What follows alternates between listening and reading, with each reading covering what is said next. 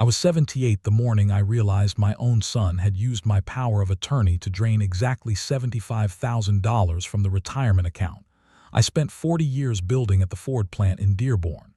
It was June 14th, 2022, a Tuesday, humid as hell, the kind of Midwest morning where the air sticks to your skin before you've even had your coffee. I remember because I had my old Timex on, its leather band cracked and worn, and the second hand felt louder than usual as I sat there at the kitchen table staring at the Bank of America statement. "You probably shouldn't look at those numbers anymore, Dad," Mark had told me the week before, real casual, leaning against my doorway like he owned the place. "It's stressful for you. Let me handle it." Handle it? That was the phrase that kept echoing in my skull that morning. I traced the withdrawals with my finger, 3 chunks, all within 8 days. The largest was $32,500. The smallest was $18,900, all labeled authorized by POA. My POA. The one I gave him after the mild stroke in 2021 when the doctor at Beaumont told me to take it easy for a while. The ink had barely dried before he started handling things. You know the strange part? It wasn't the money that hit me first. It was the way my chest went cold, like someone had shoved ice water behind my ribs. I sat there listening to the refrigerator hum and the faint rumble of I-94 traffic in the distance, and for the first time in my life, I realized my own son didn't see me as his father anymore. He saw me as an account, a number, a door he could close on his way to a better life. I called him right away. My hands were shaking so hard I hit the wrong contact twice. When he answered, he sounded out of breath, like he'd run outside to take the call. "Hey, Dad, everything okay?" "I need you to explain these withdrawals," I said. My voice was steadier than I felt. There was this small pause, barely a second, but enough to tell me everything. "Oh, those. Yeah, I told you about that. Medical bills. You needed coverage." "I have Medicare," I said, "and supplemental. There were no bills." Another pause, longer this time. I could hear wind, maybe a car door slamming. "Dad, you're remembering things wrong again." He said it so calmly, so gently, that for a split second I questioned myself.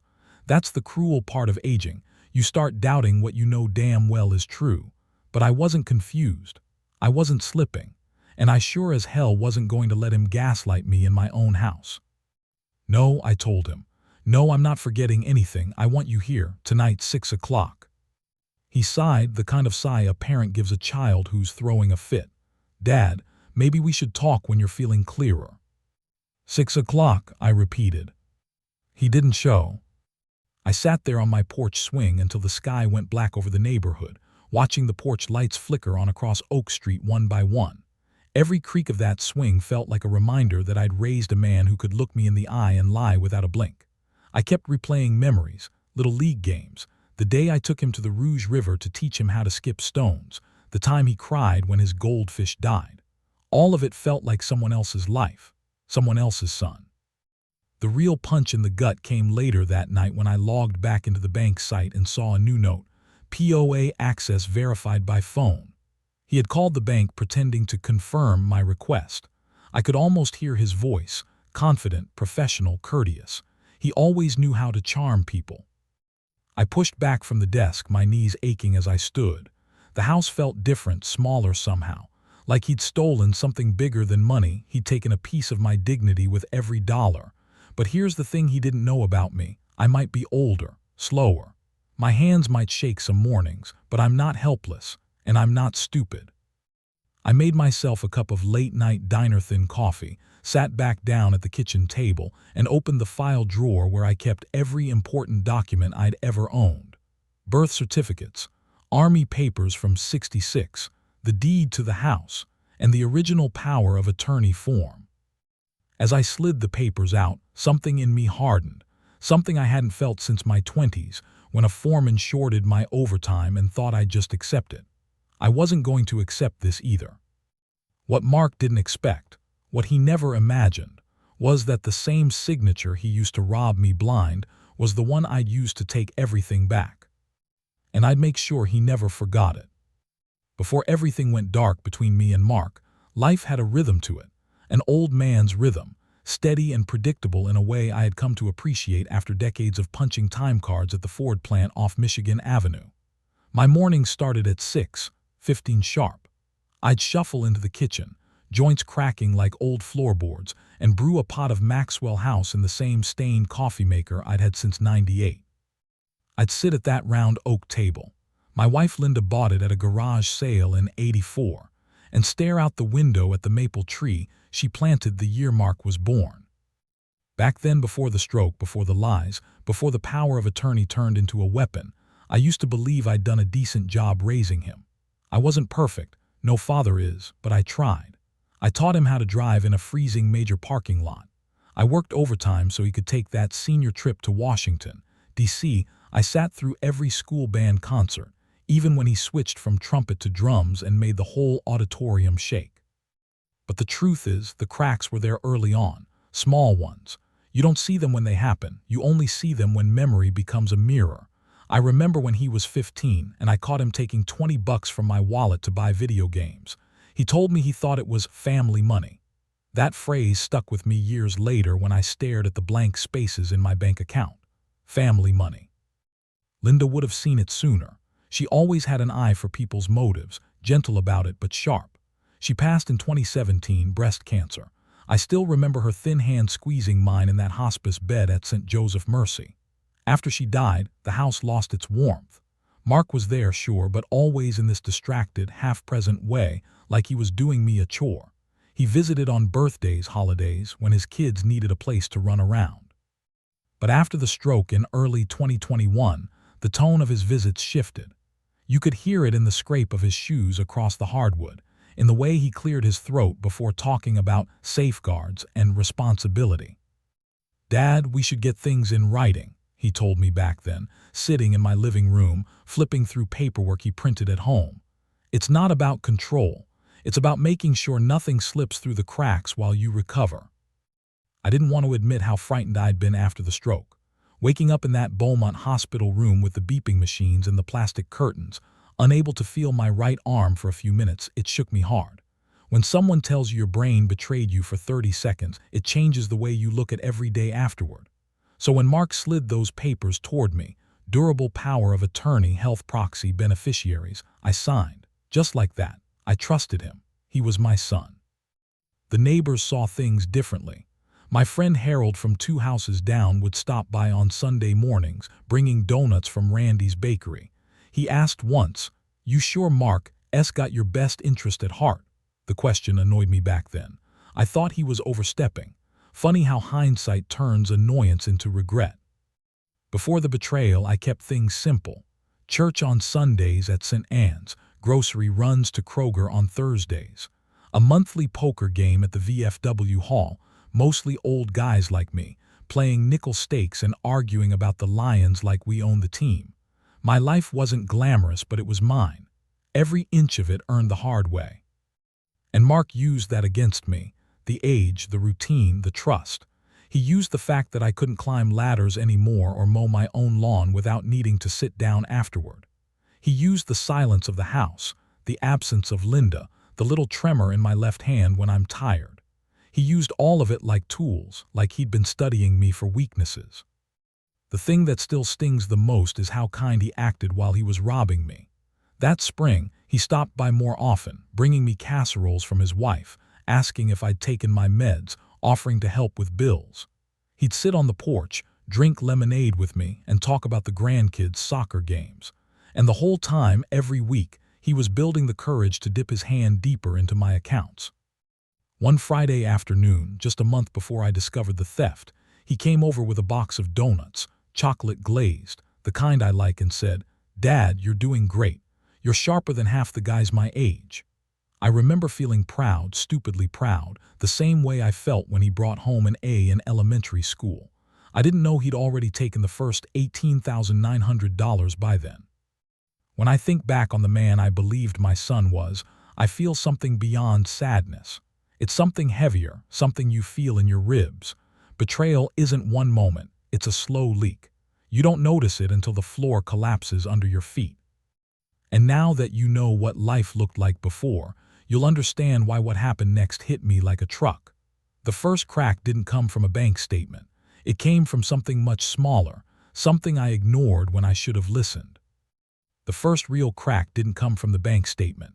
That came later, like the final blow in a long fight I didn't know I was losing. No, the first crack happened one quiet Wednesday evening in late May, about 3 weeks before I discovered the missing money. Funny how life works like that. Sometimes the smallest moments tell the whole truth, but you brush them aside because facing them means admitting something you don't want to believe. I was sitting in my recliner, watching an old Tigers game on Bally Sports rerun. Verlander's no-hitter. I'd seen it a dozen times, but a good game is a good game no matter how many years pass. The sun was coming through the blinds in those long golden stripes that make even an old living room look warm. I remember the smell of the lemon furniture polish I'd used earlier. And I remember thinking, Linda would have teased me for actually cleaning something without being asked. Then Mark walked in, didn't knock, didn't call ahead. Just let himself in with the spare key I'd given him after the stroke. His footsteps were brisk, too brisk, like he was late for something. He stood in the doorway, arms crossed, eyes scanning the room. Not for me, for something else. "Hey, Dad," he said, forced casual like someone doing a scene in a play. "Just checking in." "Checking in on what?" I asked. "You were here Sunday." "Yeah, well." He glanced toward the small oak cabinet where I keep my mail. His eyes stalled there a little too long. "Just wanted to see if you needed help with bills this week." That stuck with me. He'd never cared about bills before, not once in 40-some years. I told him everything was fine, but he walked over anyway, flipping through the envelopes like he was looking for something specific. I didn't think much of it then. I should have, but I just chalked it up to him being overprotective after the stroke. "You opened these yet?" he asked. "Was gonna after the game." He tapped the stack with 2 fingers, light for him, almost nervous. "Let me take care of it. I've got time." I looked at him then, really looked. His face had that tightness around the jaw he gets when he's hiding something. He used to look that way as a kid when we asked if he'd done his homework.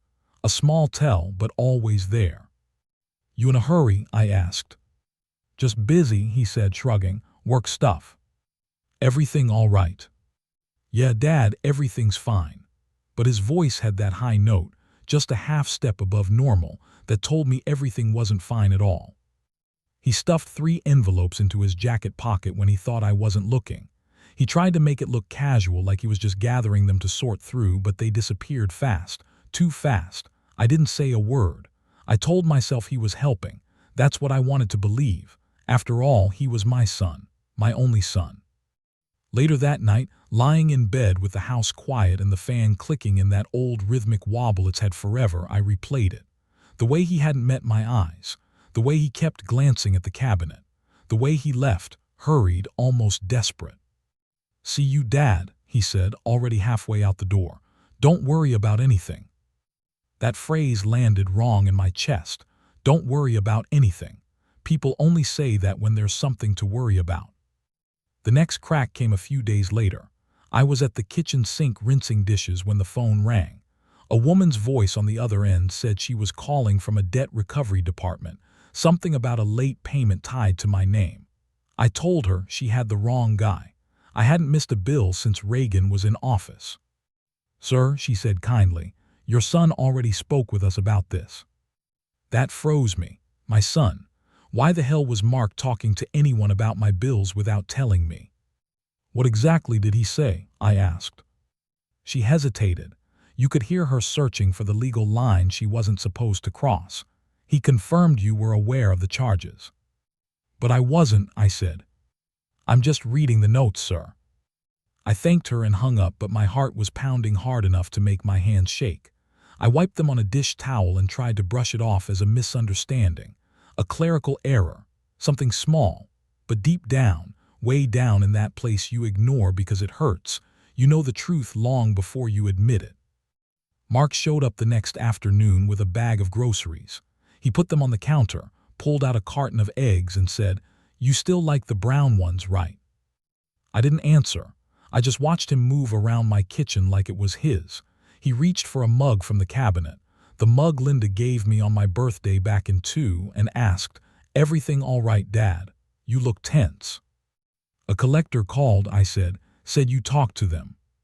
He froze for half a second, then forced a smile. Oh, just a mix-up. I told them they dialed the wrong account. That's not what she said. He didn't blink. Well, she was mistaken. You lying to me, Mark? His jaw twitched, the same way it did when he was a teenager caught sneaking in after curfew. Come on, Dad. You get confused with calls like that. There it was again. Confused, forgetful, not quite capable. I gripped the edge of the counter. Hard, my knuckles went white. Mark, I'm not confused. He stared at me, assessing, calculating. Then he smiled, a small, patronizing thing that turned my stomach. Let's not make a big deal out of nothing. Nothing. That word rang in my ears long after he left. It wasn't nothing. It was the first crack, the one that warned me the ground beneath my feet wasn't as solid as I believed. If I'd listened to that crack, maybe the next one wouldn't have hit so hard. But I didn't. And what came next didn't just shake the floor, it shattered it. You ever have a moment in your life where the air itself changes, where the whole room goes still, like God pressed pause so you'd have no choice but to see the truth sitting right in front of you? That moment came for me on a Monday afternoon, June 6, 2022, at exactly 2:17 p.m. I remember because the wall clock above the pantry, a cheap round thing from Walmart, was ticking loud enough to hear over the hum of the air conditioner. I'd gone to Bank of America on Michigan Avenue to deposit a refund check from my supplemental insurance. Nothing big, $143.27. The kind of money that, when you've lived long enough, still feels like something worth going out for. The branch smelled like printer ink, carpet cleaner, and whatever floral perfume the teller with the blonde hair always wore. I'd been going there for years. They knew me by name. But that day, something changed in the way they looked at me. The young guy at the counter, Evan, gave me a tight smile, not friendly, more like someone who knows bad news is sitting in front of them like a ticking bomb. Mr. Callahan, he said gently, would you mind stepping over to the private office with me? Just a quick review. I felt a little jolt of worry then. My stomach tightened. Review of what? Just some recent activity. It'll be quick. People don't say recent activity unless something's wrong. And they don't ask you to step into a private office unless it's really wrong. I followed him into the glass-walled room where they usually tell folks they were denied a loan or that their account fell into overdraft. The lights were too bright in there, buzzing faintly like old bulbs. He closed the door, sat down, and folded his hands. Mr. Callahan, we received confirmation from your son last week regarding several withdrawals under the durable power of attorney. I felt the room tilt, not dramatically, just a slow lean, like the floor was unsure of itself. What withdrawals? I asked, my voice thinner than I wanted it to be. He clicked through the screen, turning it slightly toward me. 3 bold transactions stared back. $18,900, May 21. $23,600, May 25. $32,500, May 29. My heart lurched. All I could hear was my pulse pounding in my ears. That's $75,000, I whispered, though the numbers were already burning into my skull. Evan nodded with the careful expression of someone trained not to show shock. All processed as authorized by POA access. Your son verified them by phone. No, I said, shaking my head slowly. I didn't authorize anything. I didn't ask him to do a damn thing. He hesitated. Sir, according to our notes, he said you were having difficulty keeping up with your accounts after your health episode. My blood went cold. That phrase again, that lie again. I'm not incompetent, I said, louder this time. A couple customers glanced over through the glass. I know what's going on. I didn't approve this. Evan lowered his voice. We can start a fraud investigation if you believe the power of attorney is being misused. Misused, I muttered. He stole from me. Saying the word out loud, stole, felt like letting go of a rope I'd been clinging to. It wasn't a misunderstanding, wasn't confusion, it was theft, and the thief had my last name. You'll need to come back with documentation, Evan said. We can freeze the account for now. No, I said, gripping the edge of the table. Freeze it right now, before he drains the rest. He clicked a few keys. It's done. I thanked him, or maybe I didn't. I don't remember leaving the branch. I only remember walking out into the parking lot, the asphalt shimmering under the heat, cars rushing down Michigan Avenue like nothing in the world had changed. But my world had. I stood there beside my old Ford Taurus, keys shaking in my hand, the sun beating down on the back of my neck, and for a long minute I couldn't move. You know what betrayal feels like at 78? It feels like your legs give out a little, like the air pulls itself away from you, like your own heartbeat doesn't trust you anymore. I sat in the driver's seat for, God knows, 10 minutes, maybe more. Cars came and went.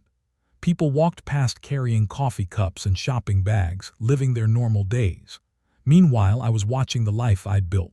40 years of labor, overtime shifts, missed holidays, stockpiled savings, vanish into someone else's pocket. My phone buzzed then, a text from Mark. "Everything good, Dad?"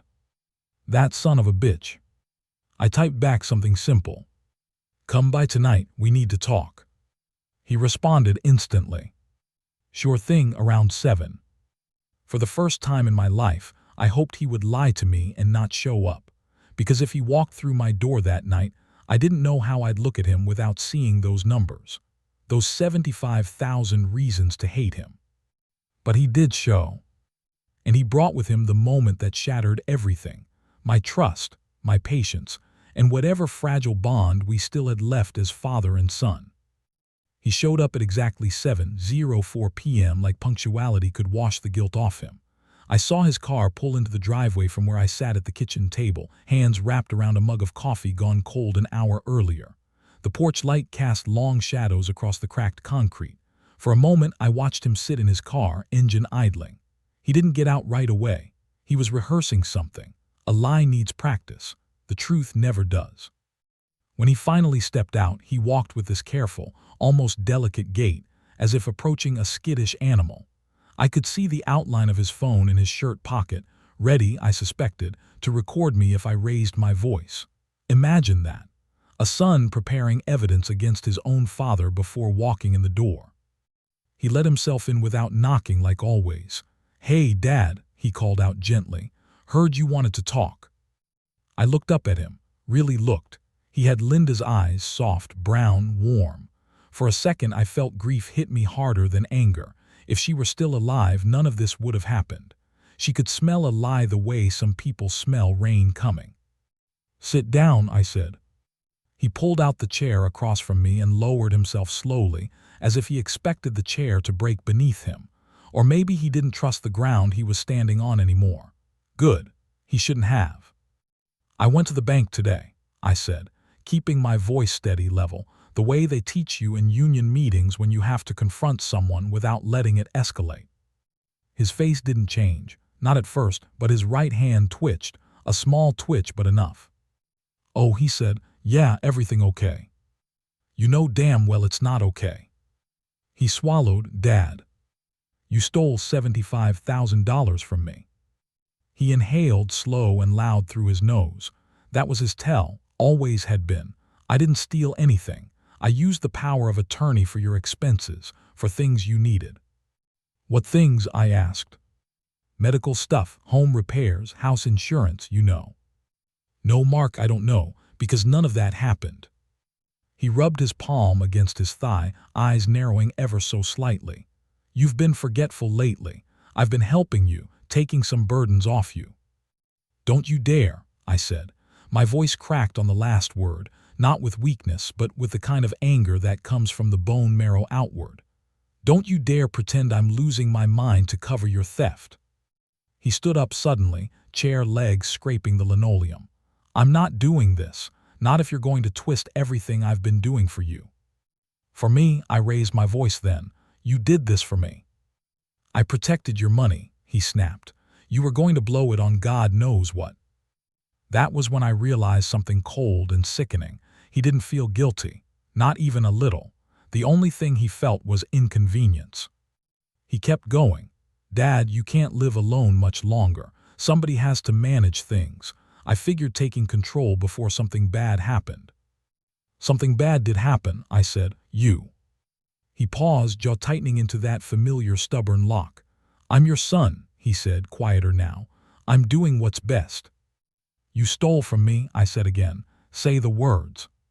He shook his head slowly. "I'm not saying that because it isn't true." Then came the moment, the one that tipped everything off the cliff. He reached into his jacket and pulled out a folded piece of paper, not a bank statement. Worse. "Dad, I talked to an elder care case manager last week," he said. "Just to get ahead of things. They said if cognitive decline is starting." I slammed my palm on the table. "It's not." He didn't flinch.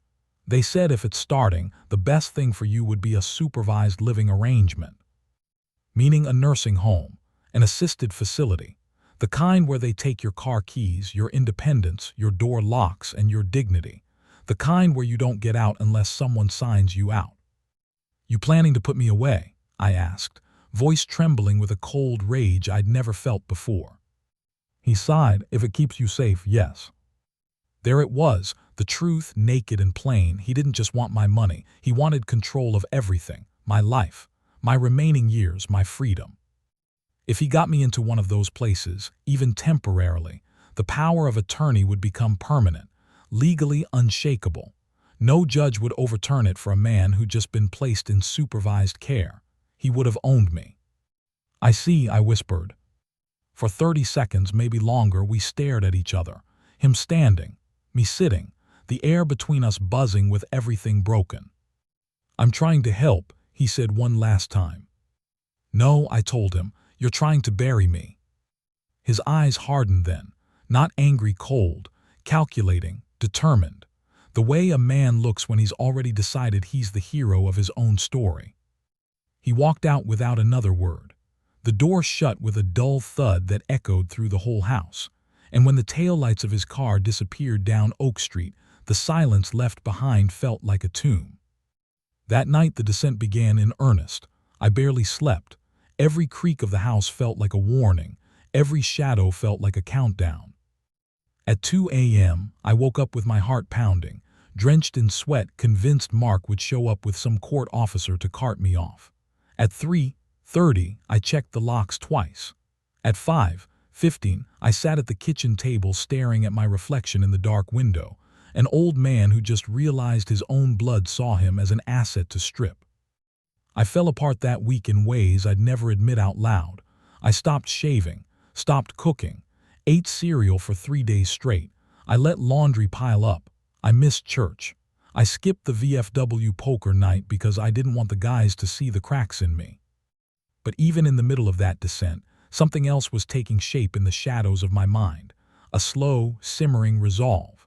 Because as beaten down as I felt, one truth was louder than all the fear.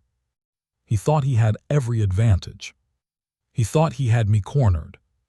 He thought age made me weak. He forgot who raised him. And he had no idea what an old man with nothing left to lose is capable of. The turning point didn't come with some big dramatic moment. It didn't come from a courtroom or a detective or some fancy attorney swooping in to save the day. It came from a paper cup of burnt hospital coffee and a night shift nurse who noticed more than she let on. 3 days after the confrontation with Mark, I ended up at Beaumont Hospital again, not from a stroke, but from stress, exhaustion, and the kind of chest tightness that makes you wonder if your heart is finally cashing in its chips. I drove myself in, hands trembling on the steering wheel of my Taurus, praying I wouldn't hit one of the endless potholes on Outer Drive and lose control. The ER was cold, too bright, filled with that antiseptic smell that always reminds me of Linda's last weeks. They hooked me to a monitor, took blood pressure, asked questions. I answered them automatically. Yes, the pain is new. No, I didn't pass out. Yes, I live alone. Yes, my son helps me sometimes. The nurse checking my vitals paused at that answer. She had dark hair pulled into a tight bun and the kind eyes of someone who saw more than she said. Her badge read, Rosa Alvarez, RN. She clipped the pulse ox onto my finger and asked, "What does your son help you with, Mr. Callahan?" "Bills," I said flatly. "Finances, some home things." She nodded slowly, thoughtfully. "Do you trust him to handle those things?" I didn't respond, not with words, but whatever crossed my face made her eyebrows tighten just a bit. She didn't push. Not then. She finished the vitals and stepped out for a moment. When she returned, she brought a paper cup and sat in the chair next to the bed instead of walking past like every other nurse had done all day. "You look like a man carrying something heavy," she said gently. I stared at the coffee, steam curling into the air. "My son thinks I'm slipping," I said. "Thinks I shouldn't be on my own, and he's been taking things." She waited, quiet, patient, letting the words come out the way Linda used to. "He took $75,000 out of my accounts," I said. "Used the power of attorney I gave him after my stroke." Rosa didn't gasp or shake her head like people do in the movies. She just exhaled softly, a kind of resigned breath that told me she'd heard similar stories. Maybe too many of them. "Have you told anyone else?" she asked. "Who would I tell?" I said. "My friends would tell me to call a lawyer. Lawyers cost money I don't have now.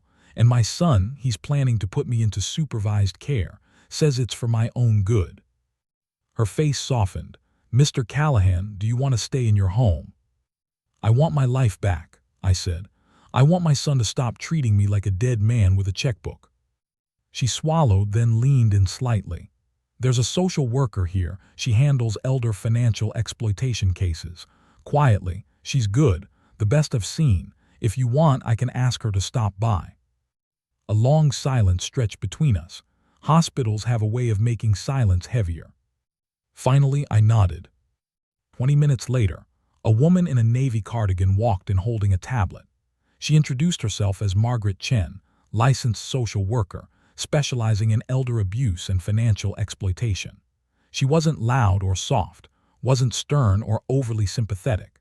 She had the calm, steady presence of someone who deals with the worst of humanity on a daily basis and somehow still believes people can climb out of the messes they're in. She asked questions, real questions, dates, names, exact numbers, what I signed, what Mark said, how the withdrawals were labeled, whether I remembered giving verbal authorization, whether I feared being placed in a facility against my will. I told her everything, not skipping a single detail. When I reached the part about him talking to a case manager behind my back, her jaw tightened almost imperceptibly. "Mr. Callahan," she said, "this isn't forgetfulness or confusion. This is exploitation. And you're not alone. This happens more than you'd ever believe." "I feel stupid," I admitted, "like I should have seen it sooner." She shook her head. "Trust isn't stupidity, betrayal is cruelty. Those aren't the same." Those words hit me harder than any diagnosis. Then she got down to business. "And let me tell you, there are people in this world who talk, and there are people who know exactly what they're doing. Margaret was the second kind." She explained everything with a precision that made my head spin. How POA misuse is investigated. How banks handle elder fraud. How courts respond. How to document everything. How to revoke power of attorney. How to freeze remaining assets. How to build evidence quietly, without tipping off the abuser. By the time she finished, something in me had shifted. I wasn't just an old man being robbed anymore. I was a man with a plan forming. "First thing you need," she said, "is someone who can help gather records, organize documents, and track patterns." I chuckled bitterly. "I don't exactly have a tech-savvy army." She smiled faintly. "Maybe you don't need an army. Maybe you need just one good person." Turned out, I already knew exactly who that one person was. A week earlier, my neighbor's grandson, Zach, a wiry 20-year-old who fixes computers out of his garage, had helped me reset my email password. Kid could practically see through firewalls. He owed me a favor anyway. I taught him to drive stick shift last summer. That night after Margaret left and I was discharged with a warning to reduce stress, I sat by my kitchen window watching the porch light glow on the empty driveway. I dialed Zach. "Hey, Mr. Callahan," he answered. "Everything all right?" "Not even close," I said. "You busy tomorrow?" "Not really. Why? Need help with the computer again?" I hesitated. Then I said the words that shifted everything. "I need help catching a thief." There was a long pause. "Is this like a real thief?" he asked softly. Yes, I said, and I raised him. Zach didn't ask another question. I'll be there at 10. For the first time in weeks, I slept through the night. What Mark didn't know, what he would never have predicted, was that I wasn't descending into helplessness. I was gathering allies, gathering courage, gathering proof, gathering myself. And once everything was gathered, it was only a matter of time before the setup began. Zach showed up the next morning at exactly 10:03 a.m., wearing a faded hoodie and carrying a backpack stuffed so full of cables and gadgets it looked like he was fleeing a war zone. He gave me a quick nod as he stepped into the house, eyes scanning the place like he was assessing a digital crime scene. "All right, Mr. Callahan," he said, dropping his bag onto the kitchen table. "Show me what your son did." It struck me then how surreal it was. A 78-year-old man teaming up with a 20-year-old kid to unravel a financial heist committed by his own flesh and blood. But desperation makes strange things feel normal. We sat at the table, the same place where Mark once told me about his first job at the auto shop, his college girlfriend, his engagement. Now I was preparing to dismantle him from that very spot, a strange kind of symmetry. I handed Zach the bank statements, the printouts, the dates Margaret told me to gather. He studied them with a focus I hadn't expected from someone whose favorite food was microwaved pizza rolls. "Damn," he muttered under his breath. He didn't even try to hide it. "He thought I wouldn't look," I said. Zach glanced up at me, something like anger flickering behind his glasses. "He thought you couldn't look." That landed hard. He booted up his laptop, fingers flying across the keys. "First thing, we build a timeline. Every withdrawal, every phone call, every login attempt from his devices." "How do you get that?" I asked. He grinned with that reckless confidence young people have. "Public records, metadata, and the fact that your son is sloppy as hell." I watched him work, tabs opening, files pulling up, lines of code scrolling across the screen. It looked like magic to me. But the kid moved like someone who'd been waiting his whole life for a challenge just interesting enough to prove what he could do. "This is what he did," Zach explained, pointing at a screen of time logs. "He logged into your account from his house, see the IP address. Then he called the bank from his cell, pretending to confirm the withdrawals. He basically left footprints everywhere." "Footprints," I repeated, "so we can track him." "Oh, we can do way more than that," he said. "We can prove intent." I didn't know the full legal meaning of intent, but I knew it mattered. Margaret had said it was the difference between an honest mistake and exploitation, between a family disagreement and elder abuse. While Zach worked, I made us both coffee. My hands shook less than they had the week before. Purpose steadies a man. "Your son's planning something big," Zach said suddenly. I froze. "What do you mean?" He rotated the laptop toward me. On the screen was a draft email Mark had written but hadn't sent. It was pulled from his cloud backup, something Zach accessed quicker than I want to know. The email was addressed to an elder care coordinator. "My father is showing increased confusion.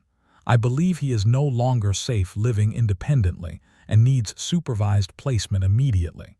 I am prepared to assume full financial control once the proper evaluation is complete." My throat tightened, not because of the words I'd already suspected the direction, but because of the date on top. It was drafted 3 weeks before the withdrawals. Before the money. Before the confrontation. Before he ever hinted at concern. He'd planned this, step by calculated step. I was not losing my son. I had already lost him long before I realized it. "We need more," I said quietly, "something undeniable." Zach nodded, "Then we record him." I blinked. "Record?" "Yep, Michigan is a one-party consent state," he said. "Means as long as one person knows the conversation is being recorded, it's legal, and that one person can be you." He slid a tiny device across the table, no bigger than a car key fob. "This can pick up speech across a whole room. You call him over here, let him talk, let him explain himself again. Don't accuse him too fast. Let him get comfortable. People reveal more when they think they've already gotten away with it. For a moment, fear crept in. Fear of confrontation. Fear of what he might say. Fear of hearing him describe me as a burden, as incompetent, as something to be managed like a broken appliance. "You sure this will work?" I asked. Zach nodded. "I know guys my age who get caught cheating because their iPhone mic accidentally records them in their pocket. Trust me, if you give him space, he'll say too much." We planned it carefully. What I would say, how I would act, how to keep him talking, and most importantly, how to let him believe he was still in control. But the setup wasn't just about the recording. Margaret had told me something important before she left the hospital. You need to reclaim your legal power before you confront him fully, quietly, privately. So the next morning I went to the county clerk's office on 4th Street, knees aching, heart pounding, throat dry, and I revoked Mark's power of attorney, effective immediately, signed and notarized. The clerk, an older woman with silver-rimmed glasses, looked at me and said, "You'd be surprised how often we see fathers doing this." I muttered, "You'd be surprised how hard it is." She didn't disagree. I mailed the notice to Mark's house certified, then another to the bank, then one to Margaret at her request, and I kept a 4th copy in my jacket pocket like a weapon I finally learned how to use. That night Mark texted me, "We need to talk tomorrow at noon." Perfect. Let the man walk into his own trap. The setup was almost complete. We had the timeline, the metadata, the digital footprints, the revoked POA, and soon we'd have his confession. But there was one more thing, something Margaret said as she packed her tablet at the hospital. "Be prepared. When people who exploit elders feel cornered, they get bold. They get angry. They get sloppy. That's when they tell the truth." And I knew she was right, because Mark was his most honest when he believed no consequences were coming. Tomorrow would test everything, my will, my patience, my composure. But tomorrow, for the first time since this nightmare began, I wouldn't be the one on defense. I was setting the stage.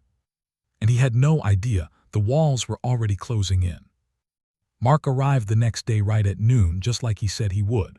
I watched his car pull into the driveway, the same silver Toyota Camry he'd been driving for years, the one he used to ferry the grandkids around on weekends.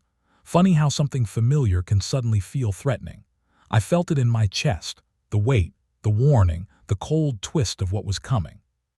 I had already placed the tiny recorder on the bookshelf by the framed wedding photo of him and Rebecca. I dusted the frame that morning, stared at the smiles, the promise. He used to look at me with gratitude. Now he looked at me like I was a problem to solve. I left the front door cracked open just a little, a small tactic. Margaret had told me, people talk more freely when they feel casual, unthreatened. She'd also said, let him talk first, let him think he's leading, you just keep him going. That was the plan. Mark stepped in, didn't knock. He never did anymore and called out, "Dad, you home?" I was in the kitchen, letting the sunlight hit me through the window so he'd see me clearly, alert, steady, not confused, not frail, not the man he'd been describing behind my back. "Back here," I said. He walked in, glanced at me, then at the kitchen table. His eyes always moved like that, taking inventory, looking for advantage. He pulled out a chair. "We need to talk about your situation."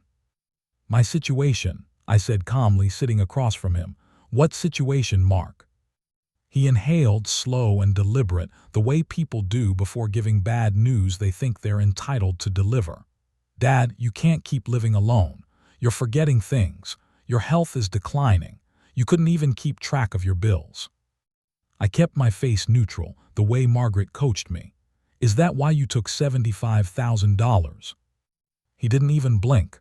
"I didn't take it. I managed it. I used the authority you gave me to protect you." "To protect me from what?" I asked. "From yourself," he said, leaning in as if he expected me to break. There it was, the arrogance, the entitlement, the certainty that he was righteous, that he was the hero in this story. "Dad, you have to understand," he continued. "I talked to the case manager. She said you're showing early signs, confusion, poor judgment, irritability." My hand tightened on the armrest, but I kept my voice level. Irritability. Are you describing me or the man stealing from me? His eyes flashed, a crack in the mask. Don't do that. I've been the one stepping up.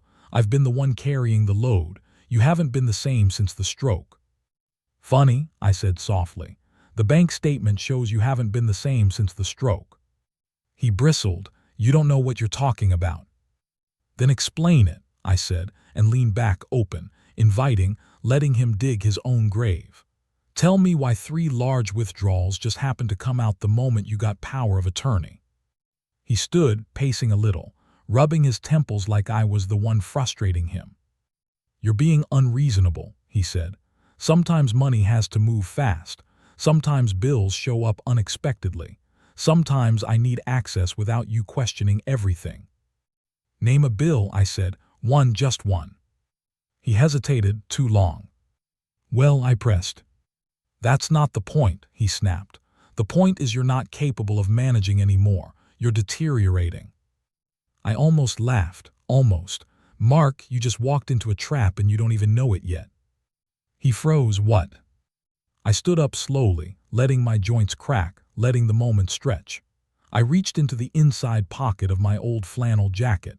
His eyes followed my hand, confusion slipping into his expression. What are you doing? He asked. I pulled out the certified letter copy, the revocation of power of attorney, stamped, notarized, legally airtight. I placed it on the table between us. He didn't touch it. What is that? He asked, voice tight. Your authority, I said, is gone, revoked, effective yesterday. He stared at the paper, jaw tightening, pulse beating visibly in his neck. You revoked it without telling me. You weren't supposed to know, I said. Not yet. He looked up, face reddening. You can't do that without notifying me. I just did, I said, and the bank already has their copy. He swore under his breath, a low, sharp mutter, and grabbed the back of the chair like he needed to steady himself. I could see the panic rising behind the anger. Panic was good. Panic meant he was losing his grip. You're making a mistake, he said, a big one. No, I said quietly. I made a mistake months ago when I trusted you. His nostrils flared, and he stepped toward me, not aggressive, but towering in that subtle way he used on people when he wanted to feel dominant. This is why, he said through clenched teeth, I talked to the case manager. You're not thinking clearly. You're paranoid. You sure about that? I asked. He opened his mouth to respond, but then something changed. His eyes flicked toward the living room, toward the bookshelf, toward the recorder. Just a tiny glance, half a second, but enough for me to see the realization creeping up his spine like ice water. Dad, he began, voice cracking around the edges. What did you do? I didn't answer. He took a step backward. You recorded me. I stayed still, letting the silence confirm everything. You son of a, he stopped himself, shaking his head violently. This won't hold up. You manipulated me. You set me up. No, I said. You set up yourself. The recorder just helped you say it out loud. His breathing quickened. I saw fear now, real fear for the first time. Not fear of losing money. Fear of consequences. You think you're gonna ruin my life over this, he said softly, voice trembling with disbelief more than anger. I shook my head. No, Mark, I'm not going to ruin your life. I stepped closer to him, met his eyes and said, You already did that on your own. He went pale, and in that moment, standing in the middle of my kitchen, sunlight streaming behind me, recorder humming silently from the bookshelf, I felt something I hadn't felt in months. Control. But this was only half the execution. The real blow, the one he never saw coming, arrived the next morning at the county courthouse.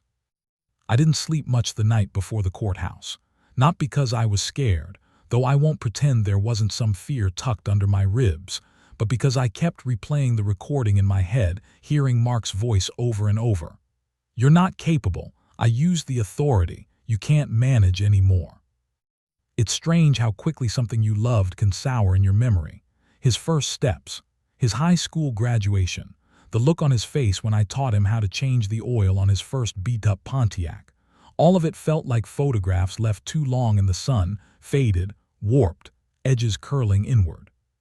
But June 11th, 2022, 9:15 a.m., standing outside the Wayne County Courthouse, the Michigan flag snapping in the wind overhead, I wasn't thinking about the past. I was thinking about the folder in my hand, thin, unassuming, but heavy with the truth that could break him. Margaret met me on the steps, file under her arm, coat buttoned tight against the morning chill. She looked like she'd walked straight out of a legal drama, calm, composed, purposeful. "You ready?" she asked. "As ready as I'll ever be." She gave me a small smile. "You did the right thing recording him and revoking POA before he made another move. Smart, very smart." "I had help," I said. "Still," she replied, "a lot of men your age don't fight back. You'd be surprised how many fold under pressure." I shook my head. "I've folded enough in my life, not anymore." Inside, the courthouse smelled like old paper and floor wax. The halls buzzed with people, lawyers in suits, scared young men in handcuffs, families whispering prayers under their breath. I took a seat on a wooden bench, hands gripping the folder so tight the edges dug into my palms. At 9:43, Mark arrived. He looked different, hollow, like he hadn't slept either. His shirt was wrinkled, his hair uncombed, and his eyes darted around the hallway before landing on me. He walked over slow, cautious. "Dad, what are you doing? Why are we here?" "You know why," I said quietly.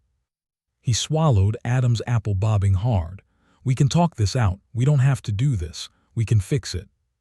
"You had every chance to fix it before today," I said, "and you chose not to." His shoulders sagged. "You're making a mistake." I leaned back, studying him. "The only mistake I made was trusting you." A clerk called my name then, "Mr. Thomas Callahan." Margaret stood. "That's us." I rose with her and followed into a small hearing room. Fluorescent lights, scuffed desks, everything smelling faintly like old coffee. No jury, no crowd. Just a judge with a gray beard, a court recorder typing with mechanical precision, and a bailiff leaning against the wall with his arms crossed. It felt smaller than I expected, more personal, more dangerous. The judge looked at me first. "Mr. Callahan, you filed a petition to revoke power of attorney due to alleged financial exploitation by your son. Is that correct?" "Yes, Your Honor." "And you have supporting documentation?" Margaret stepped forward. "We do." She laid out the timeline, the unauthorized withdrawals, the bank statements, the draft email showing Mark's intent to have me declared unfit. Then finally, she produced the audio recording. The judge listened. Mark listened. I watched his face as his own voice filled the room. "You're deteriorating. I have to take control. You're not thinking clearly." His complexion drained like someone had pulled a plug beneath his skin. His mouth opened slightly, as if even he was hearing those words for the first time. That's the thing about hearing your own cruelty played back. You can't escape the truth of it. When it ended, the room was so quiet you could hear the buzzing of the lights. The judge folded his hands and looked at Mark. "Do you wish to contest this?" Mark's mouth opened, closed, opened again. He looked at me then, not with anger this time, but with something else. Shame, maybe, or fear, or the raw realization of what he'd lost. Finally he whispered, "No, Your Honor." The judge nodded once. Power of attorney is officially revoked. A protective order for financial assets is approved effective immediately, and I will be referring this case for potential criminal review. Those words hit Mark like a hammer. He stood up suddenly. "Dad, please, please don't let them." I raised a hand, stopping him. "You did this," I said softly, "not me." His eyes glistened, not quite tears, but close. "I was trying to help." "Then why," I asked, "did you take $75,000? He didn't answer. The bailiff approached him gently. "Sir, you need to step outside for a moment." Mark turned, let himself be guided out. And as he disappeared through the doorway, I felt something I hadn't expected to feel. Not triumph. Not victory. Just emptiness. Margaret placed a hand on my shoulder. "You did the right thing," she said softly. Funny, I murmured, doesn't feel right. It will, she said, in time. But the truth, revenge doesn't heal the wound, it just stops the bleeding. And even as the legal gears began to turn, even as my accounts were secured, even as Mark's world began to collapse piece by piece, a deep ache sat low in my chest. This was my son. My boy. And the cost of exposing him was heavier than I expected. It would get heavier still before the end. The house felt different after the hearing, quieter, heavier, like the walls were holding their breath. I sat in my recliner that night with the TV off, a rarity for me. Usually, I can distract myself with an old Tigers game or a Western rerun, something where the good guys and bad guys are clear-cut and nobody betrays their own father for $75,000. But that night, silence was the only thing that felt honest. The sun had set an hour earlier, leaving the living room bathed in that dim blue glow from the streetlight outside. I could see dust motes drifting in the air, slow and aimless, like they weren't sure where to land. Maybe I wasn't sure either. After everything, the withdrawals, the lies, the recording, the courthouse, I thought I'd feel vindicated, maybe even proud. But the truth was simpler and sadder. I just felt tired. My phone buzzed on the coffee table. I didn't recognize the number at first. When I answered, a woman's voice said timidly, "Mr. Callahan, this is Rebecca, Mark's wife." That alone made my stomach tight. She'd never called me before, not once in 22 years. "I wanted to talk," she said, voice trembling. "I heard what happened today." I didn't speak. She exhaled shakily. "I just want you to know, I didn't know he was doing any of that, I swear. If I had, I would have stopped it, or tried to." People always say they'd stop wrongdoing if they saw it. But the truth is, most people don't look closely enough to notice when something ugly grows inside the people they love. "It's not your fault," I said. She hesitated. He's not handling it well." I didn't ask for details. I didn't want them. We hung up after she said she'd bring the grandkids by sometime. I didn't believe her, not because she was lying, but because life gets tangled after something like this. There's no straight path back to normal. Later that week, the bank called, then a detective, then a woman from Adult Protective Services who sounded professional but exhausted. They all asked the same questions. They all said the same things.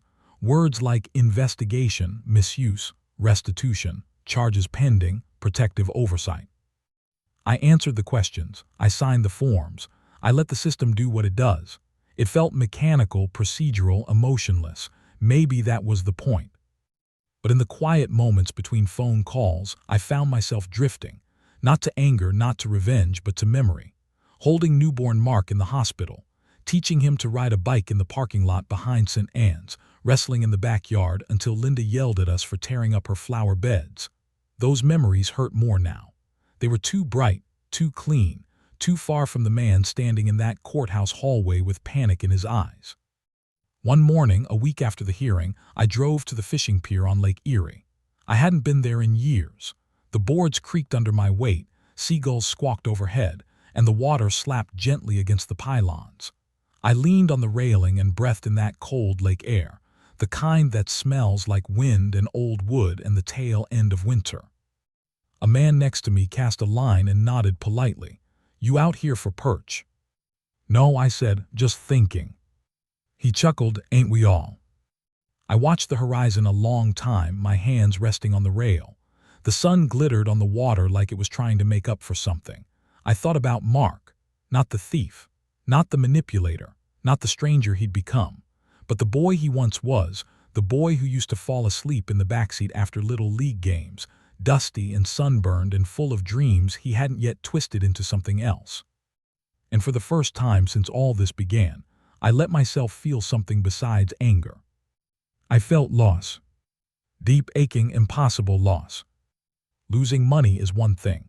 Losing a son is something else entirely. When I drove home, the house didn't feel quite as heavy.